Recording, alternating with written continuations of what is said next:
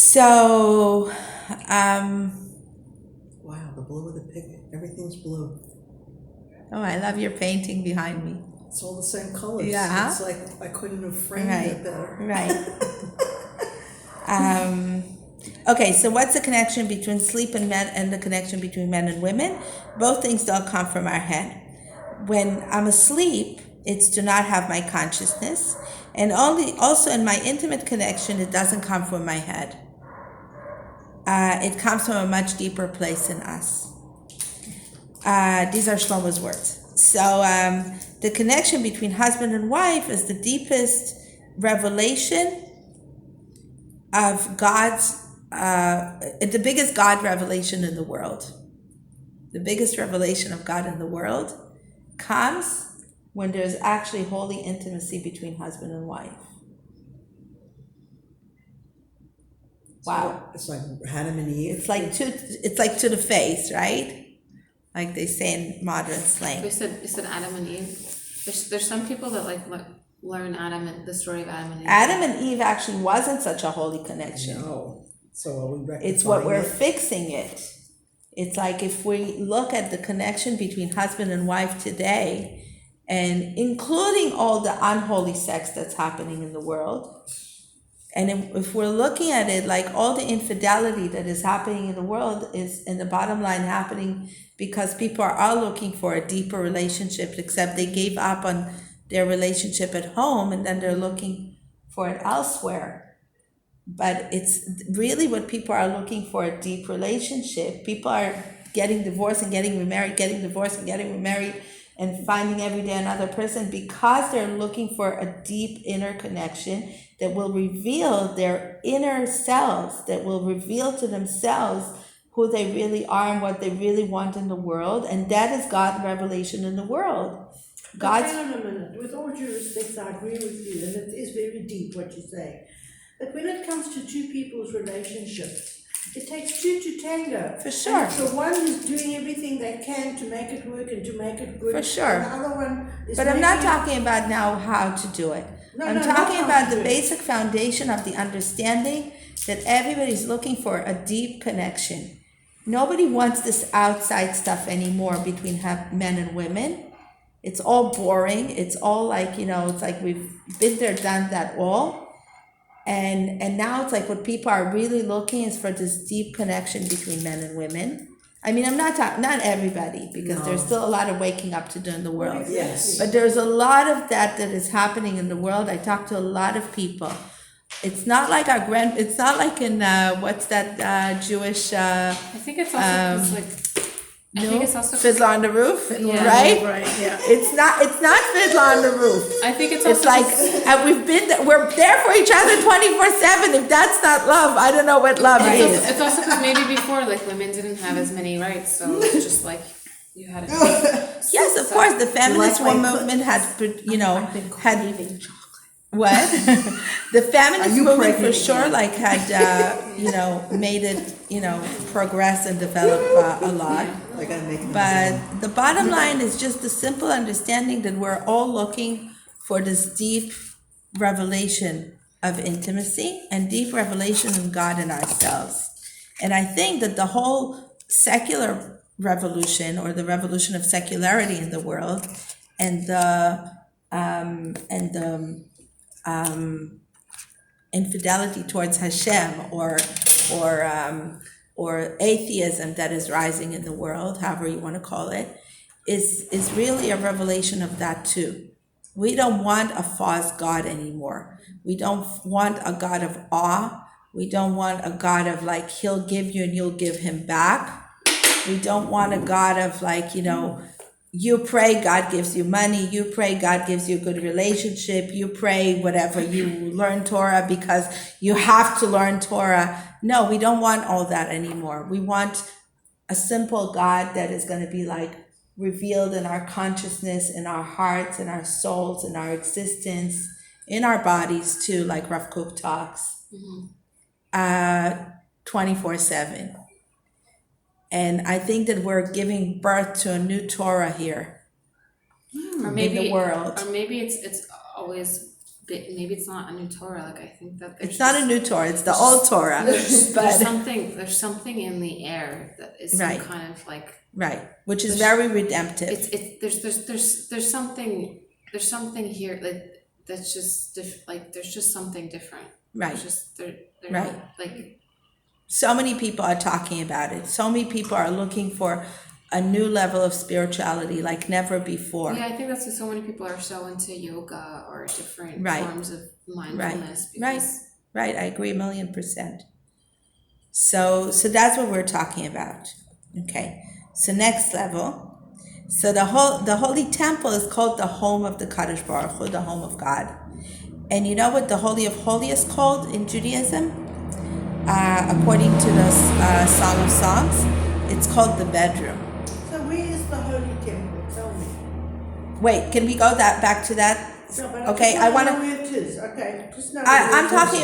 I want to like. Jerusalem. Huh? Jerusalem. No, but wait. Let's just focus. Like we're talking here now about something very like metaphorical and spiritual, and just try to breathe it all in on that level. Okay. Okay. So what is the Holy of Holies called? It's called the bedroom. The bedroom of God. In a way, the bedroom of God in us. This is absolutely awesome. Because in the Holy of Holiest, basically is the whole highest revelation of God and us. Interesting that only the Kohen, one individual, is allowed to go in there. Right, I agree with you. Interesting. Right. Yeah, definitely. Kohen, It's only only allowed to- one that can go into the Holy of Holies. Right.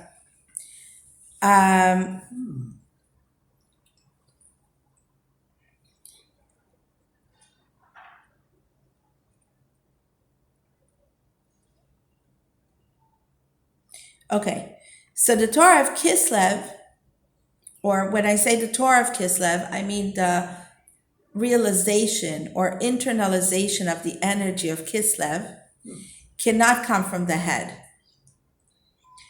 The skula or the spiritual meaning, when we say skula, the spiritual meaning of this month is sleep. Therefore, Hanukkah cannot be full awakening. Not the kind of awakening that is coming from the head. Hanukkah has to be something half asleep, but not from the low level of sleep, but from the high level of sleep, the highest level of sleep. So if we look at Parashat Vayetze, we always read it in Kislev. And that parsha starts from the highest level of sleep. Because we learn about Yaakov, who walked out of Beersheba, and he went to Haran, and then he put his head down because and it says that he lied down there, and then he was dreaming about the letter, right? And the head of the letter, the top of the letter, is reaching heaven, and the bottom of the level is reaching the earth, right? The ladder. And the angels of God are going up and down the ladder, right? And then what does it say? The end of the verse. It says, and God is standing on top of the ladder. The angels of God are coming up and down, and God is standing on the top of the ladder. But the word the Torah uses is not standing as omed, but standing as nitzav. Okay? And the deepest question is, why does Hashem appear to Yaakov, particularly in the dream in his sleep? So isn't getting a prophecy from God, a revelation from God when you're awake, isn't that a higher level? Like we might ask, right? So there's a concept in Judaism called Ma'alim B'Kodesh, meaning that we always go higher in Kedusha. We never reduce from our Kedusha. We only add to our Kedusha. So Avram Avinu was very exalted. It actually says about him that he was the biggest man, the most giant of all giants. That's the expression that it actually uses. The most giant of all giants. And Yitzchak was even deeper. I mean, as much as Avram is the giant of all giants, Yitzchak is referred to as someone who is deeper, and Yaakov is referred to as the deepest. And actually, Am Yisrael begins with Yaakov. But even Yaakov, that Am Yisrael begins with Yaakov, has to go up his level and become Yisrael. It's not enough that he was born already in a way. Remember, we spoke about it last week, that it's like you start from, we ended our last week's session with like Yaakov being like the third generation, and basically the third generation is already bringing something much more fresh and healthy and new into the world, right? But even Yaakov, who Judaism starts with, has to upgrade himself into the level of Israel. It's not enough that I'm born Jewish. It's that even if I'm born physically Jewish, it doesn't mean anything. I need to become Israel. So it actually says somewhere that, the month of Adar is, the letter of month of Adar is Kuf, is monkey. Kuf is like monkey, right? So it says like you can either imitate humans like a monkey, or you can actually become a human. It actually says, I think in the Gemara, that you can live a whole lifetime and not become human. Heavy, huh? Like her ex. Like her ex never became In a way, yeah, like not, like just be there totally like an animal, totally amplify your animalistic behavior and not connect to your soul at all. And then what's the difference between you and an animal? Just that you have 2 legs and not 4 legs, it's like. When you read that too, it also makes you more compassionate for people that are like that. Yes. Like that they haven't been able to tap into. To wake up. Yeah, it's chaval that you could live your whole life like that. Yeah. Like that. Yeah. Isn't that sad? Right? It's Totally. so sad. People that live like that. And this is what I feel very strongly. It's like when I'm reading now all these hate posts, one towards the other. But I feel that those of us who feel like we're practicing spirituality a bit better or a bit stronger, we need to really show more compassion towards all these people who can't wake up and, just can't see this truth. And, just can't see that spirituality is the one that's running the world. So what do you do? We can just pray for them. I mean, as much as it sounds maybe, patronizing and, whatever, but not from this patronizing place, not from this arrogance place, from this real place of it's like, and also remembering that maybe I don't know anything about the truth.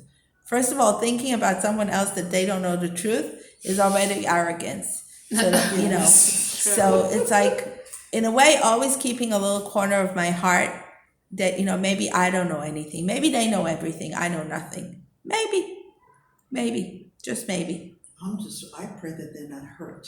Yes. Like one of these days, their eyes are not opened in a profound way and they're hurt. So that, that's what I pray for. And that's why I don't say who the they is.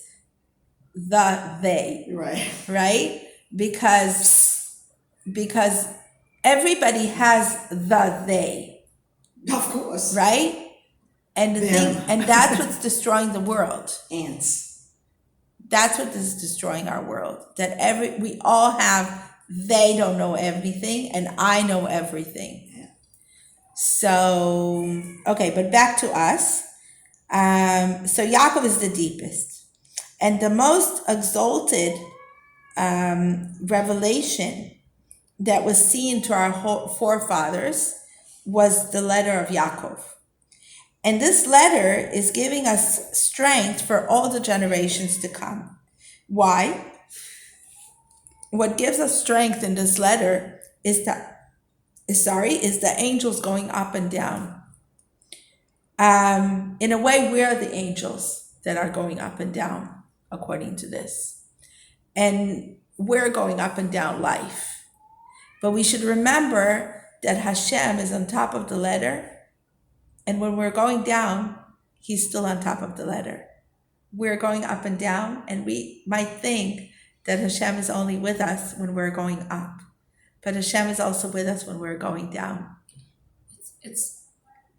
it's also because like you said, we don't know anything either. Like we could think that we're going down, and Hashem has like a story. Like it might be part of the journey of our right?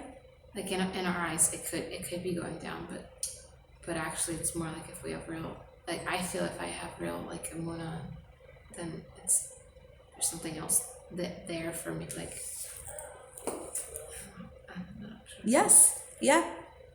It's like in a way waking up with towards Amuna every other minute.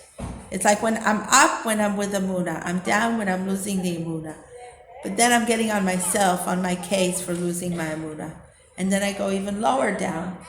But if I'm going a little down and I recognize myself that I'm sleeping, right? It's like in that twilight zone before waking up, it's like one of those dreams, like I had a dream the other day, right? That I'm sure is reality. And then I woke up and I completely woke up and I realized it was in my dream, right? And it's like you have all those moments in your like twilight zone in the dream where you're waking up and you're not sure which is reality and which is not. This is what it says in the Song of Songs. Ani yeshana v'libi er. I'm asleep, but my heart is awake. We have different levels of consciousness of awakening in our spiritual development. But it seems like we can't always be climbing. I mean, at some point we're coming down. Right. You know, it's just sort of like the natural, Right. you know. That's exactly what he's going saying. Up and down. And there's another metaphor that explains it beautifully in the Psalms. It says,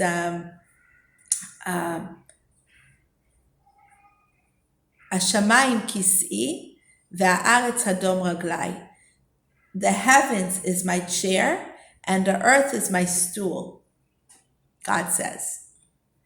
And it says that stool, the word stool in Hebrew, hadom, comes from the word dmama, which is stillness, silence, stillness. So how is it connected? So it says very beautifully, Shlomo used to say, I don't remember from which Hasidic rabbi, that we should be walking up. We should be walking up and down on the stillness of our footsteps. We should not hear the sound of our footsteps going up, and we should not hear the sound of our falling down and splashing on the floor, right? Of our dropping from a certain spiritual achievement that we have achieved, whether it's a halachic achievement or whether it's a spiritual achievement. Because why? Because when we go up, then obviously if we hear the footsteps of our going up, then we're in arrogance. Mm-hmm. And arrogance, we know, cannot live with God in the same room, like it says in the Talmud. So obviously if we're thinking that if we're hearing ourselves and seeing ourselves achieving, then obviously we're not achieving anything because we're doing it with arrogance. And when we're falling down, it means that we're admitting that we were somewhere high up, and we think that we were somewhere high up, and really we were never so high up if we feel the sound of the fall. So we should be walking up on the stillness of our footsteps. We shouldn't hear ourselves going up. We shouldn't hear ourselves going down. We're up, we're down, we're in the middle, we're up, we're down, in the middle. That's, like life, like my dear friend Rebbetzin Judy Broad says, we're lifing. Right? It's like, look at the EKG, right? It's going up and down. It's life. Can we breathe in without breathing out? Can we breathe out without breathing in? It's life, We can't only live on breathing in, right? Yeah. Doesn't work. So it's like we should feel that very strongly in our life. And so the parsha and how it connects to Kislev is that we should always remember that Hashem is on top of that letter. Okay? So we ask the question, isn't Yaakov deserving to see this revelation in an awakened state of mind? Why does he need to be in a non-conscious space, in a sleeping space? But the thing is that Yaakov Avinu's sleeping is more awake than all of us in our awakening. His sleep is in a way more conscious. It's like, I'm thinking about it. I used to work back in the days with,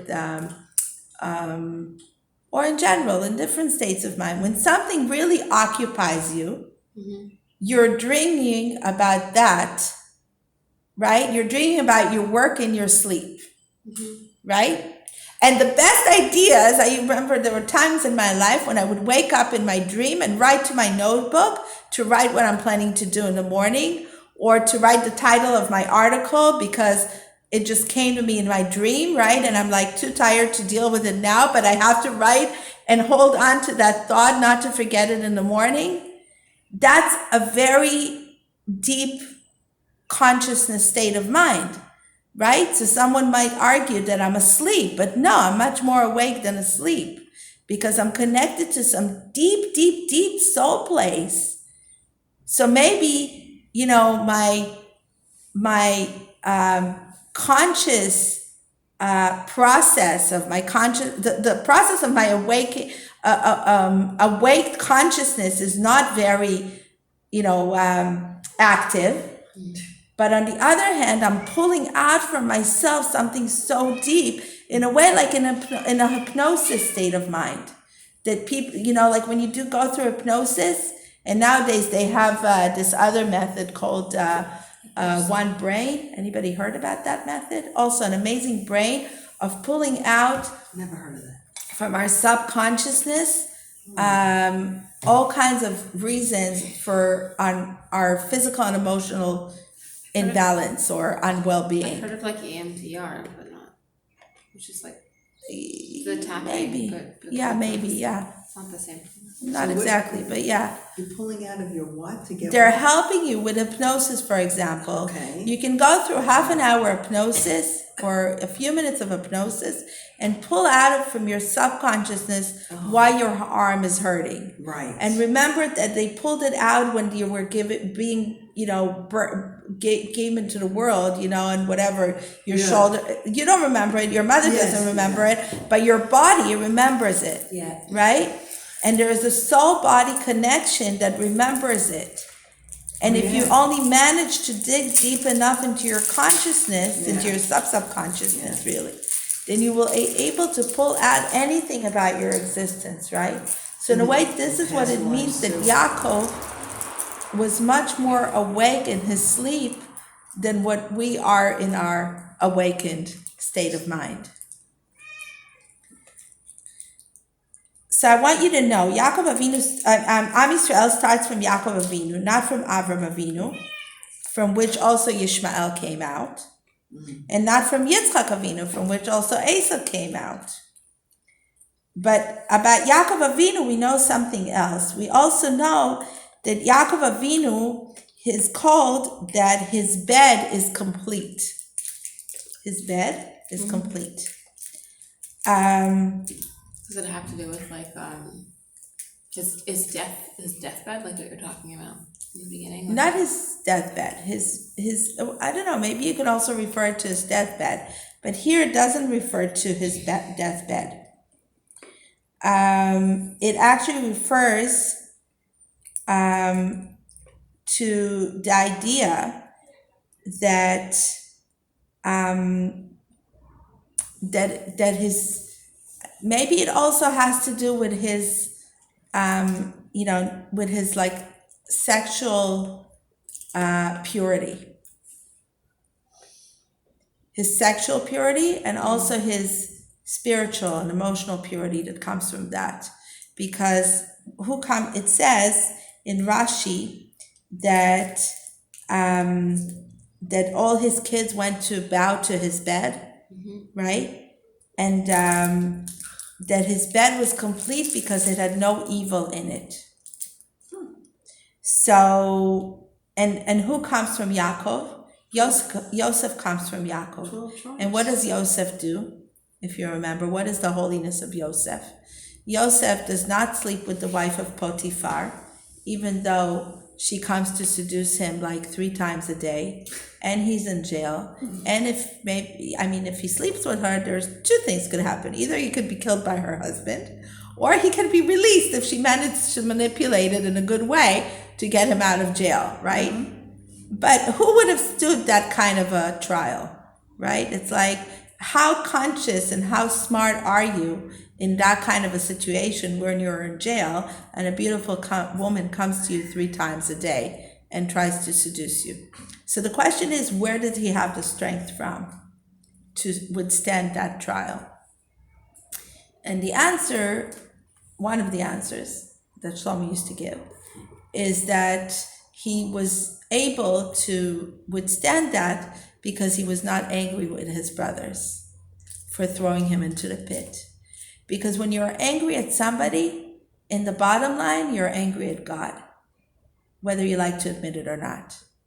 And when you're angry at God, then you're willing to do anything that is not so holy, because only based on the physical circumstances that you're in.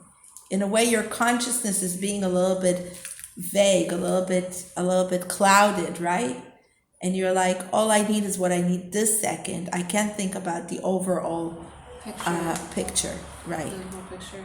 So, and the other thing that it says, actually, in another place, it says that he was able not to be angry at his brothers.